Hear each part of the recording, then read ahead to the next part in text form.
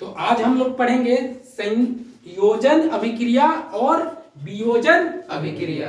तो स्टार्ट करते हैं संयोजन अभिक्रिया, जिसको इंग्लिश में बोलते हैं कॉम्बिनेशन रिएक्शन। ठीक है, तो देखो मतलब देखो बुक का थोड़ा सा डिफिनेशन बता दे। ठीक है, देखो जब मतलब देखो रिएक्शन है, अभिक्रिया है, मतलब जरूर सी बात है कि दो चीज आपस ये दो या दो से ज्यादा चीज मिल रहा है, रिएक्शन हो रहा है, समझ में आ रहा है ना।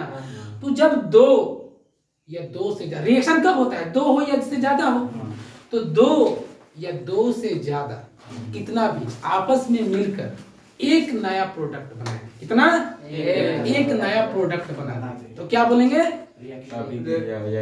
संयोजन अभिक्रिया, कॉम्बिनेशन रिएक्शन। तुम भी बोलो, ठीक है, ठीक ना। अच्छा ना, हाँ फिर से नहीं समझ में आया तो बोलो कि नहीं समझ में आया, फिर से बता। देखो रिएक्शन समझ में आता है, दो या दो से ज्यादा आपस में मिलता है तो उसको रिएक्शन बनाते हैं, एक प्रोडक्ट बनाता है। तो संयोजन अभिक्रिया उसको बोलते हैं ना जब दो या दो से ज्यादा मतलब अभिकारक, मतलब जिसको इंग्लिश में बोलते हैं रिएक्टेंट, हिंदी में बोलते हैं, समझ में आएगा, ठीक ना। दो या दो से ज्यादा चीज बोलेंगे तो समझ में आएगा ना, ज्यादा दो या दो से ज्यादा चीज जब आपस में मिलकर कुछ नया बनाते हैं तो उसको प्रोडक्ट बनाते हैं। तो दो या दो से ज्यादा जब कोई मिलकर एक प्रोडक्ट बनाए, कितना एक प्रोडक्ट बनाए, अब समझ में आ रहा है। दो या दो से ज्यादा चीज मिलकर आपस में एक नया चीज बनाते, इससे भी ज्यादा आसान भाषा तो नहीं होगा। दो या दो से ज्यादा चीज आपस में मिलकर एक नया चीज बना दे, तो एक नया चीज मतलब एक प्रोडक्ट, तो उसे बोलेंगे तो एक अभिक्रिया होगा। तो उसका नाम रखा गया संयोजक अभिक्रिया, कॉम्बिनेशन। कॉम्बिनेशन मतलब कम कम आओ रिएक्शन करते हैं और एक निकल जाए, एकदम इजी फंडा मत बता रहे हैं। एक शादी के बाद हस्बैंड वाइफ मतलब दो हो जाता है तो प्रोडक्ट एक निकला, तो कौन सा प्रोडक्ट बचे कि नहीं निकला, दो को जुड़वा निकल गया तो है ना। हाँ तो समझ एक निकला तो संयोजक अभिक्रिया, कॉम्बिनेशन रिएक्शन। मतलब इस समझ में आया कि नहीं। अब दूसरा एग्जांपल बता रहे हैं, ठीक है, समझो। हम क्या किए कि जैसे कि मान लो कि पानी लिए, उसमें नींबू डाले, ध्यान दो, तो उसमें कोई गैस निकलेगा नहीं निकलेगा, लेकिन उन दोनों आपस में रिएक्शन किया, कुछ नया प्रोडक्ट बना, नींबू पानी, मतलब पानी तो नहीं बोलेंगे उसको कि पानी है, नींबू भी नहीं बोलेंगे, तो जो भी कुछ नया है कि नहीं पहले से, तो एक ही चीज का बदलाव हुआ, तो क्या बोलेंगे ये संयोजक अभिक्रिया है। कार्बन लिए, कार्बन ऑक्सीजन मिला, क्या बनेगा CO2, कार्बन डाइऑक्साइड गैस, एक ही चीज बना, तो बना कि नहीं बोलो। हाइड्रोजन लिए, ऑक्सीजन लिए, क्या बना H2O, मतलब पानी, एक ही चीज बना। तो दो चीज मिलकर क्या बन रहा है, एक चीज। तो जब दो चीज आपस में मिलकर एक नया चीज, तो संयोजक अभिक्रिया, कॉम्बिनेशन। मतलब यही ना, दो या दो से अधिक अभिकारक मिलकर एक उत्पाद। हाँ बहुत सुंदर, हाँ समझ में आ रहा है। एक से ज्यादा नहीं है, जैसे कोई गैस में नहीं निकलना चाहिए। जैसे तुम चाय बनाएगा, ध्यान दो, चाय बना रहा है तो उसमें दो से ज्यादा चीज बन रहा है, दो चीनी चायपत्ती, लेकिन याद रखो जब बना रहा है ना तो नया तो चीज बना, लेकिन हीट भी निकल रहा है, हीट भी निकल रहा है, तो वो प्रोडक्ट भी देखो जा रहा है, वो तो प्रोडक्ट किसी को मिल रहा होगा, मतलब जिसको मिले तो दो चीज हो गया। लेकिन जब नींबू पानी को मिला रहा है तो कुछ नहीं, एक ही होगा, एक ही प्रोडक्ट है, समझ में आ रहा है। तुम्हारा बात तुम कर, गाय जब गोबर निकालती है अपने शरीर से तो क्या चीज निकलता है, दो, कैसे क्या चीज बताओ, एक गैस, एकदम ताली बजाओ तो इसके लिए, एकदम बात बता देता है। जब तुम ध्यान देखना, जब वो गोबर निकालती है ना तो तुम ध्यान देखो हल्का सा गैस भी बाहर निकलता है, या तुम भी जब पोटी करते हो तो ना हल्का सा गैस निकलता है। ये ठंडा में देखना ज्यादा फील होता है, ठंडा के दिनों में होता है कि नहीं। टॉयलेट भी करोगे ना तो उसमें से भी देखना गैस निकलता है, हैं? तो एक नहीं यार, एक से दो, जब मतलब समझो, तो जब दो प्रोडक्ट निकले या दो से ज्यादा निकले तो उसे बोलेंगे वियोजन अभिक्रिया। कभी ना समझाए हुए तुमको समझ में आएगा कि नहीं, समझ में आ रहा है कि नहीं पहले बताओ।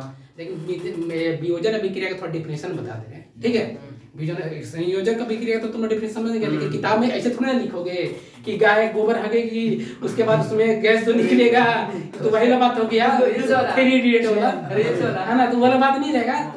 देखो बात तो कोई सब लिखोगे तो गलत नहीं होगा, लेकिन तुम्हारा जो कॉपी चेक कर रहा है उसको भी पता होना चाहिए।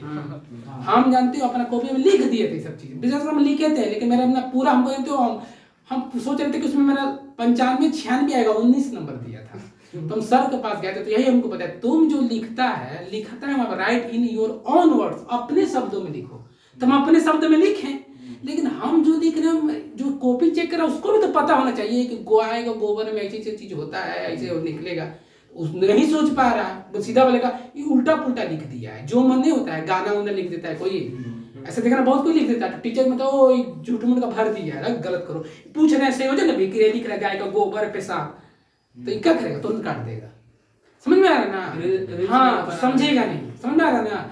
तो अगला लेकिन इसीलिए कहा गया कि तुम अपना किताब में जो लिखा हो जरूरी नहीं कि तुम वही फॉलो करो, तुम अपना भी कुछ उसमें जोड़ो। जैसे कि पहले कोई बोला गया था कि इंद्रधनुष जो बनता है या आसमान का रंग नीला होता है, इसका कारण कोई और बताया था। अमेरिका का एक साइंटिस्ट जानते हो, क्या नाम है तुम्हारा? सुमित। तो उसका जानते हो, उसके लिए उसको नोबेल पुरस्कार मिला था। साइंटिस्ट को नाम नहीं पता। फिर सीवी रमन आए, सीवी रमन आके बताया कि नहीं, आकाश का रंग नीला होने के कारण समुद्र का पानी है, प्रकीर्णन है।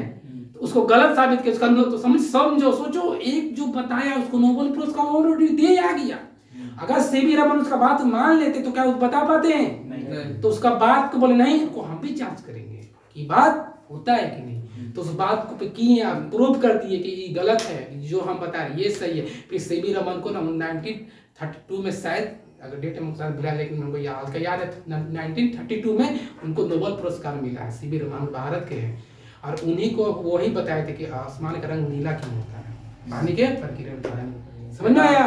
तो जरूरी नहीं कि जो बुक में छाप, अरे वो हम ही लोग ना छापे हैं, जो गूगल बता रहा हम ही लोग ना बताए हैं, ठीक है? तो उसमें तुम ऐसा करो, उसको गलत करो, उसको सही करो, ठीक है? मतलब पता करके। तो क्या बता रहे थे?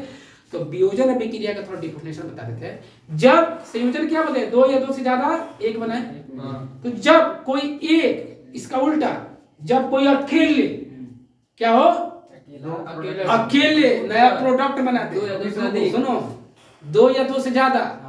अब बोलो भाई कोई अकेले, कोई कैसे होगा? अब कोई अकेले कोई महिला को बोलेंगे तुम बच्चा पैदा कर दो तो बच्चा हो जाएगा? कोई जानवर को बोलो तुम अकेला अपना खानदान बढ़ा दो, अकेले हो जाएगा? लेकिन ऐसा होता है। रामायण में देखिए हो, कर्ण का जन्म ऐसे ही हुआ है।